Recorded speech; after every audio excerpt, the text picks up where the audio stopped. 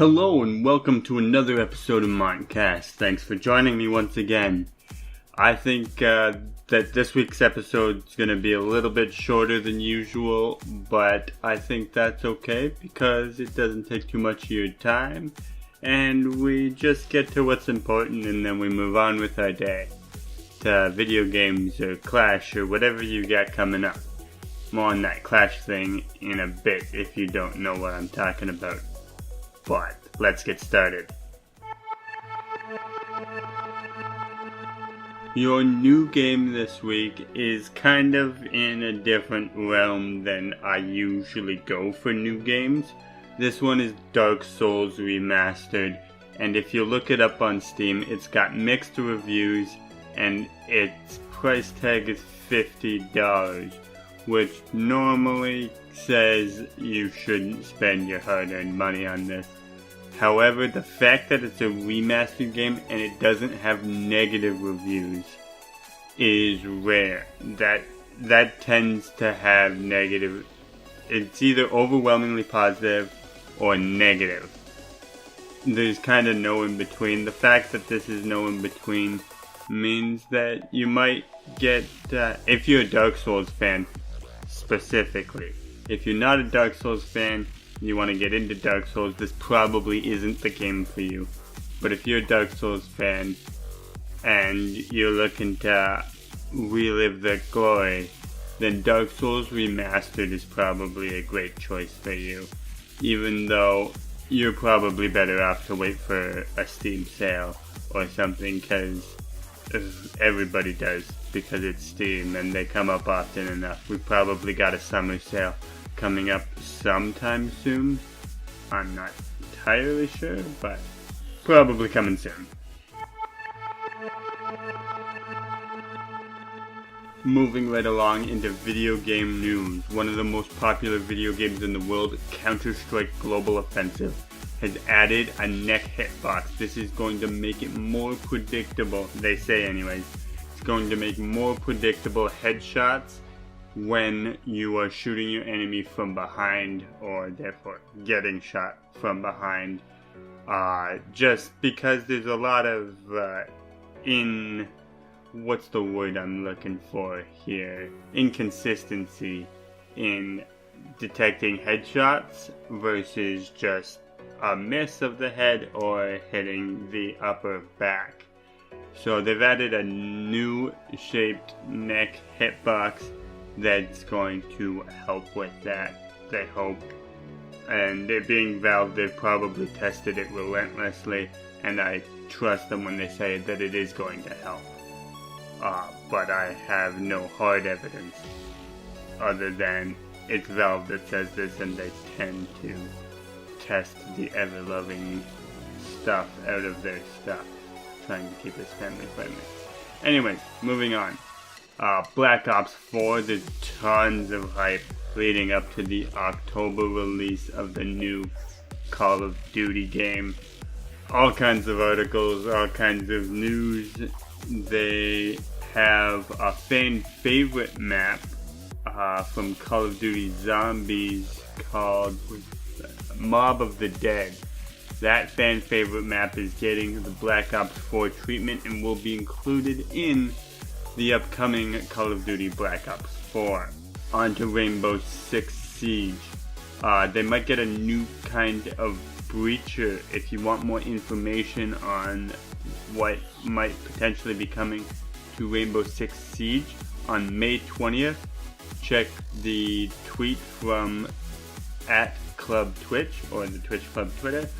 On Twitter, obviously, there is a Rainbow Six tweet there from May the 20th that you can read that article and get more information. They did an interview with one of the Rainbow Six team.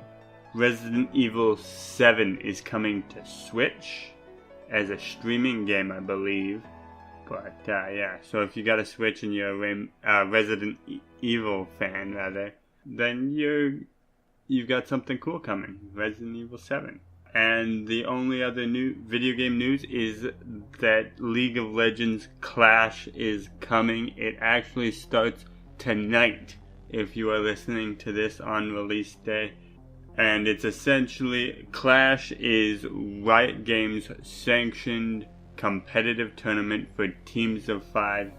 Literally anyone can build a team of anyone they want, and they get to play competitive matches against similarly ranked opponents. Many of you who play League of Legends anyways may have competed in the Clash beta. The beta is over. We're under the real thing. And this is going to be competitive League of Legends tournaments happening at all skill levels throughout every other weekend, essentially. Every other weekend there's going to be a Clash, and it should be lots of fun. I've got my team. My team is a tier 4 team, which is the lowest tier. But yeah, if you've hit level 30 in League of Legends, and you're probably a little late to try and find a Clash team for this Clash, but it happens every other week. So I'm hoping that this is what gets me playing League on a more regular basis, because the number one thing that's kept me from playing League on a more regular basis is I don't have anyone to play with, and I don't have a ton of fun in solo queue. But yeah, should be good, and good things should come of that. So if you have a Clash team, I look forward to beating you. Good luck, have fun.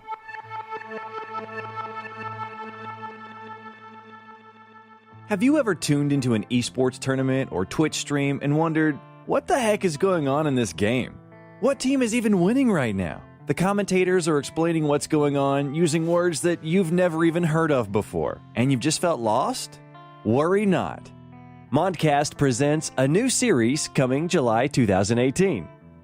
Video Games Explained is a series that breaks down different video games for people who have never even heard of them and explains the fundamentals in plain English without the complicated gamer terminology so that you have an idea what's going on in those esports tournaments you watch.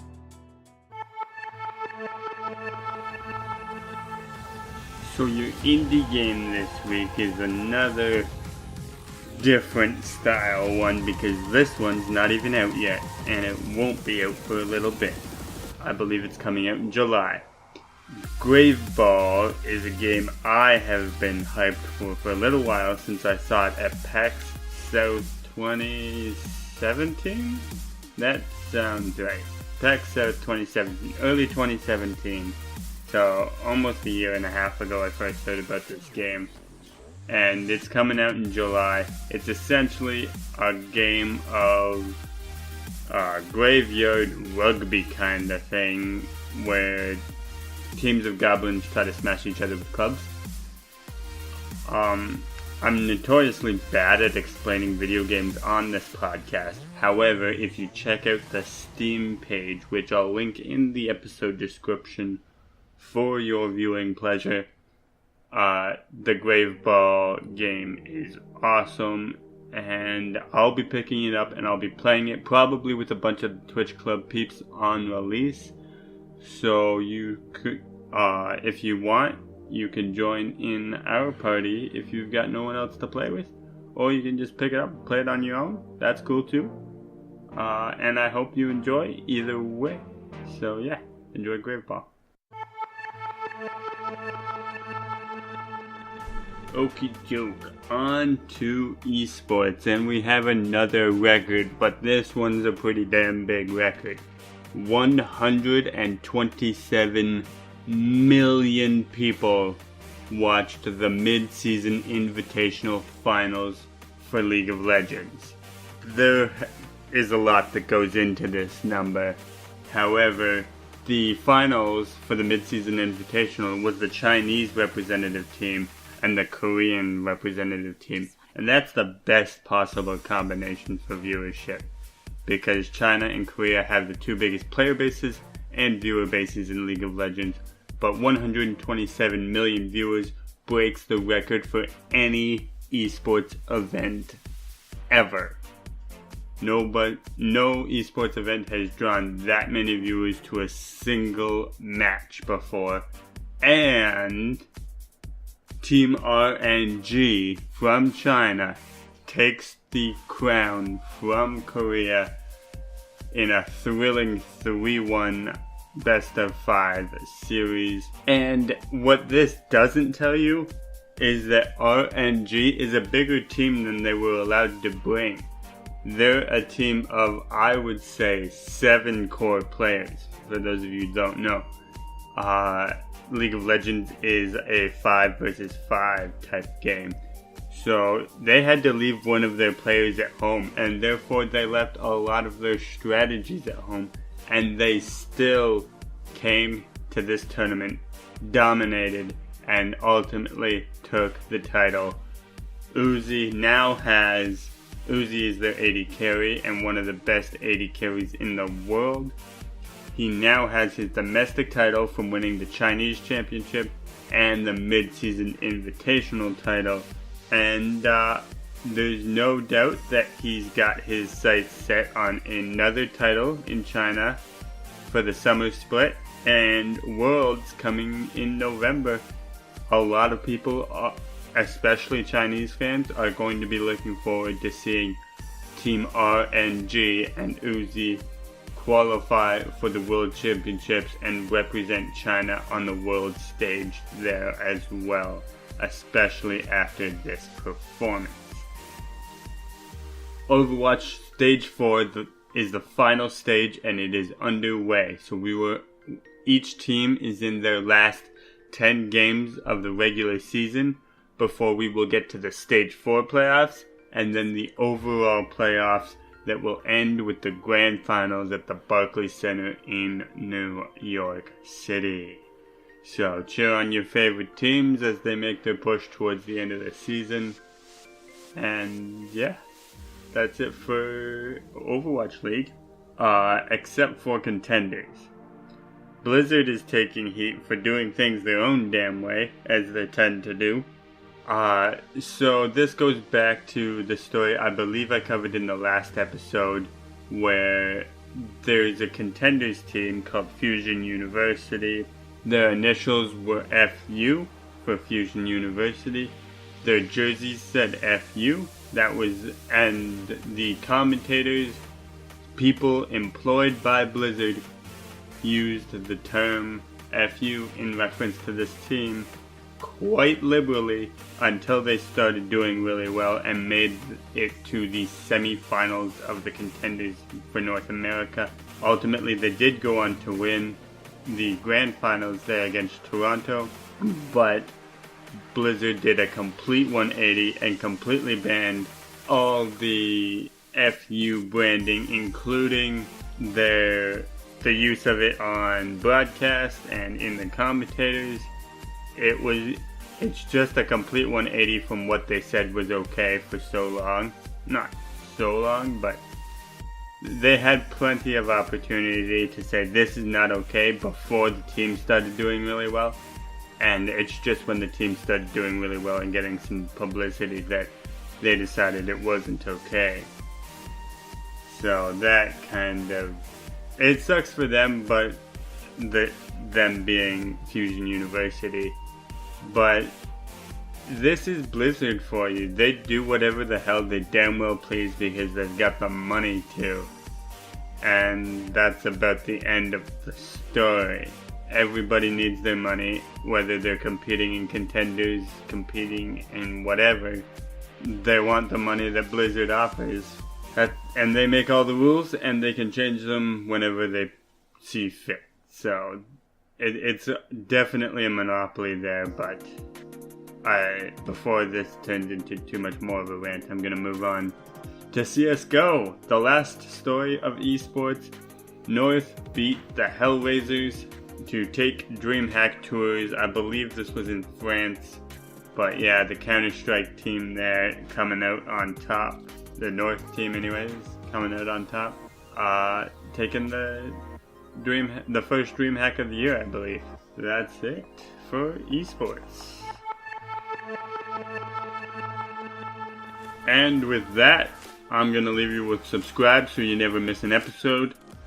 Download and listen to Montcast on the Radio Public mobile app, and I can get paid and therefore give that money to the kids at the Children's Health Foundation in London, Ontario via my Extra Life campaign.